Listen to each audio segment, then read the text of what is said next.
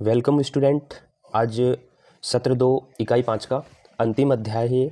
जैसे कि आप जानते हैं, इसके पहले मैंने सत्र 1 पढ़ा दिया था आपको। आज हम पढ़ेंगे बुनियादी बाजार जानकारी। अपनी जो सोलेनेसी परिवार की फसलें होती हैं बच्चों, ये सारी सबकी आपने कटाई वगैरह और भंडारण ये सब जाना था। अब इनको बाज़ार में उनका विपणन कैसे करना है, बुनियादी बाज़ार जानकारी, ये पूरी जानकारी हम यहाँ पे इस सत्र के माध्यम से लेंगे। बाज़ार की जानकारी की अवधारणा। बाज़ार सूचना प्रणाली को बाज़ार संबंध प्रणाली या विपणन सूचना सेवा के रूप में जाना जा सकता है ना।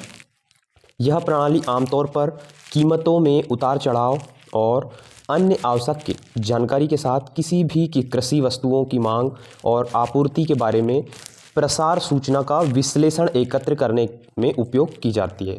ठीक है, बाज़ार में क्या मूल्य चल रहा है, कैसा अपना विपणन होगा, ठीक है, सब्जियां में लागत कितनी लगी है और कितना मूल्य हमको मिल जाएगा, ये बुनियादी जानकारी हम बुनियादी बाज़ार जानकारी के माध्यम से लेते हैं। ठीक है, और ये जानना भी ज़रूरी है कि आपकी फसल का रेट कितना मिल रहा है, आखिर में आपने सब्जियों की खेती किया है तो आपको कितना लाभ हो रहा है, कीमत आपकी सही मिल रही है या नहीं मिल रही है, ये सारी जानकारी बाज़ार की जानकारी की अवधारणा में हम जानते हैं।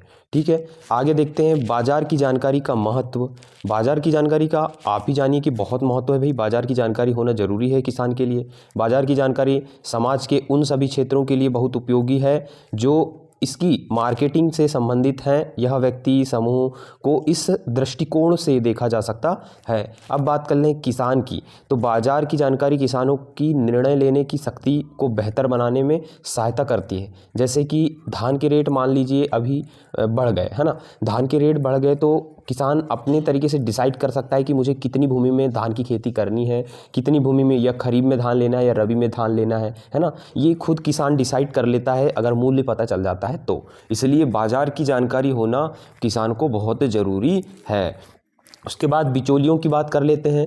तो बाज़ार बिचौलियाँ एकत्रित डेटा के आधार पर वस्तुओं के क्रय, भंडारण और बिक्री को योजना के लिए बाज़ार की जानकारी की आवश्यकता होती है। बिचौलियों को भी जानकारी हो, ये बिल्कुल ज़रूरी है, क्योंकि वो अपने अनुसार इस बारे में निर्णय लेते हैं। ठीक है किस टाइप से बेचना है उनको और कितनी कीमत तक उनको किसानों से माल खरीदना है। बात कर लेते हैं सरकार की। तो सरकार बाज़ारों के आयात और निर्यात की कीमतों के विनिमयन से संबंधित अपनी कृषि नीति के प्रशिक्षण में सरकार के लिए बाज़ार की जानकारी भी आवश्यक है। डेटा समर्थन मूल्य से संबंधित सरकारी निर्णय के लिए भी उपयोगी है।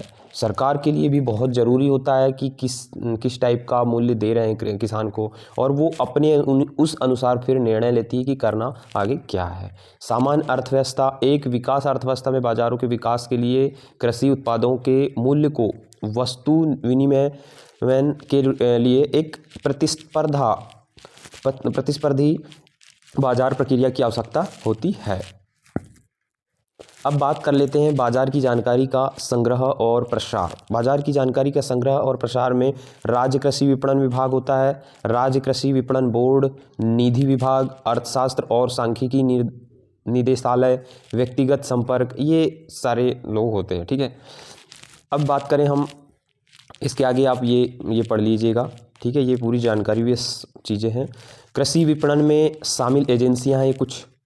कौन कौन सी एजेंसियां कृषि के विपणन कार्य को करा रही हैं? National agriculture cooperative marketing federation of India limited, इसको हम शॉर्ट में बोल सकते हैं NAAFED, है ना।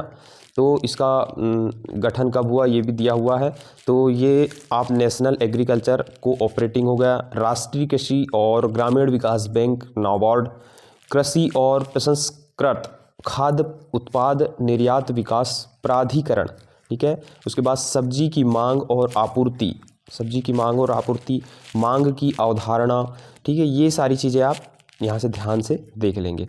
ठीक है, आपूर्ति की अवधारणा, कीमतों में उतार चढ़ाव कैसे होता है ना, ये आप यहाँ से पढ़ लेंगे। और बच्चों की जो जानकारी मैं बता रहा हूँ आपको, ये पूरा आपको खुद से यहाँ से पढ़ना है। सिर्फ एक बार भी पढ़ेंगे आप तो आपको चीज़ें समझ में आ जाएंगी। इसके मैं कुछ IMP क्वेश्चन ज़रूर बताऊँगा इस अध्याय के, है ना। तो ये अध्याय आपको पूरा ध्यानपूर्वक पढ़ना है। ठीक है, इसलिए मैं आपको पूरा डिटेल में पढ़ा के नहीं बता रहा हूँ, क्योंकि वीडियो और भी लंबा हो जाएगा, है ना। अब ये था आपका बच्चों लास्ट अध्याय, है ना।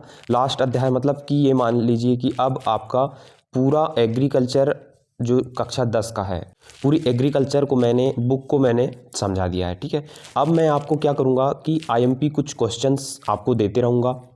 एक मिनट, ये 5 अध्याय था जो समाप्त हो चुका है ना।